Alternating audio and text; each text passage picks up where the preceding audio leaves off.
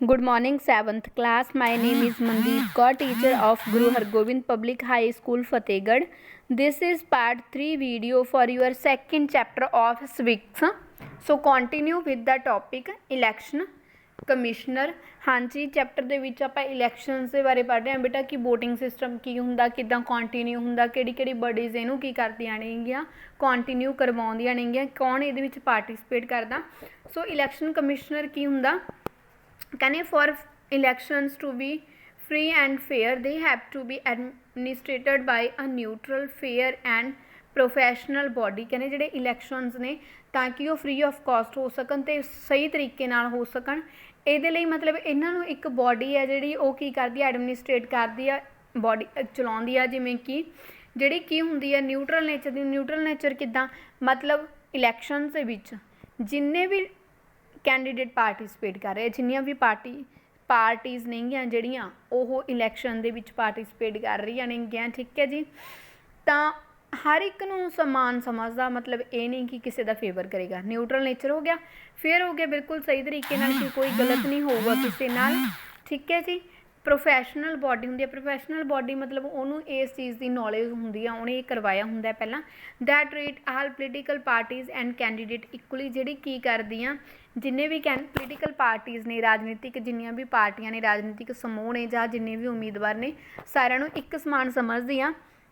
ਕਹਿੰਦੇ ਜਿਹੜੀ ਇਹ ਬੋਡੀ ਹੁੰਦੀ ਆ, ਠੀਕ ਹੈ ਜੀ, ਇਹਦੇ ਕੋਲ ਬੇਟਾ ਦੀ body should also be empowered to resolve any dispute about the election results.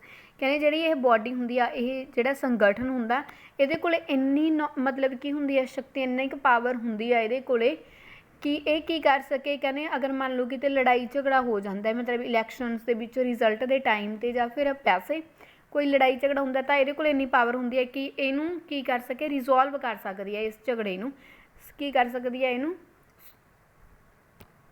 Resolve ਕਰਨਾ ਮਤਲਬ ਕੀ ਹੁੰਦਾ, ਸੁਲਝਾਉਣਾ। In India this is done by election commissioner. Bharat ਦੇ ਵਿੱਚ ਇਹਨੂੰ ਕੌਣ ਕਰਦਾ, ਇਲੈਕਸ਼ਨ ਕਮਿਸ਼ਨਰ ਕਰਦਾ। This is an independent body that is unstable only to the parliament. ਕਹਿੰਦੇ ਇਹ ਉਹ ਇੰਡੀਪੈਂਡੈਂਟ ਆਜ਼ਾਦ ਸਮੂਹ ਹੁੰਦਾ, ਜਿਹੜਾ ਸੰਗਠਨ ਹੈ ਇਹ ਆਜ਼ਾਦ ਹੁੰਦਾ ਬਿਲਕੁਲ, ਜਿਹੜਾ ਸਿਰਫ ਕਿਹਨੂੰ ਕੀ ਹੁੰਦਾ, ਆਨਸਰੇਬਲ ਹੁੰਦਾ ਸਿਰਫ ਪਾਰਲੀਮੈਂਟ ਨੂੰ, ਹੋਰ ਕਿਸੇ ਨੂੰ ਇਹਨੇ ਕੋਈ ਜਵਾਬ ਨਹੀਂ ਦੇਣਾ ਹੁੰਦਾ। Head of this body is chief election commissioner. ਜਿਹੜਾ ਇਸ ਬੋਡੀ ਦਾ ਜਿਹੜਾ ਹੈੱਡ ਆ ਉਹ ਕੌਣ ਹੁੰਦਾ ਹੈ, ਇਲੈਕਸ਼ਨ ਕਮਿਸ਼ਨਰ ਹੁੰਦਾ, ਠੀਕ ਹੈ ਜੀ, ਜਿਹਨੂੰ ਕੌਣ ਅਪੁਆਇੰਟ ਕਰਦਾ, ਉਹ is appointed by the president of India. ਇਹਨੂੰ ਪ੍ਰੈਜ਼ੀਡੈਂਟ ਆਫ ਇੰਡੀਆ ਕੀ ਕਰਦਾ, ਚੂਜ਼ ਕਰਦਾ, ਇਹਨੂੰ ਚੁਣਦਾ ਵੀ ਤੂੰ ਇਲੈਕਸ਼ਨਸ ਕਰਵਾਉਣੇ ਆ। ਕਹਿੰਦੇ ਇਨ ਸਮ ਕੰਟਰੀਜ਼, ਕੁਝ ਕੁ ਕੰਟਰੀਜ਼ ਦੇ ਵਿੱਚ ਕਿੱਦਾਂ ਹੁੰਦਾ, ਜਿਹੜੇ ਇੰਡੀਪੈਂਡੈਂਟ ਓਬਜ਼ਰਵਰ ਹੁੰਦੇ ਆ, ਇੰਡੀਪੈਂਡੈਂਟ ਜਿਹੜੇ ਆਜ਼ਾਦ ਮਤਲਬ ਕਿ ਓਬਜ਼ਰਵ ਕਰਨ ਵਾਲੇ ਹੁੰਦੇ ਆ ਵੋਟਰਸ ਨੂੰ, ਕਿ ਇਲੈਕਸ਼ਨਸ ਨੇ ਜਿਹੜੇ ਸਹੀ ਹੋ ਰਹੇ ਨੇਗੇ, ਠੀਕ ਹੈ ਜੀ, ਉਹਨਾਂ ਨੂੰ ਕਹਿੰਦੇ ਨਿਊਟਰਲ ਕੰਟਰੀਜ਼ ਤੋਂ ਬੁਲਾਉਂਦੇ ਆ ਇਹ ਉਹਨਾਂ ਨੂੰ, ਠੀਕ ਹੈ ਜੀ। ਉਹ ਕੀ ਕਰਦੇ ਆ, ਓਬਜ਼ਰਵ ਕਰਦੇ ਆ ਕਿ ਵੋਟਿੰਗ ਹੈ ਜਿਹੜੀ ਸਹੀ ਹੋ ਰਹੀ ਆ, ਠੀਕ ਹੈ ਜੀ।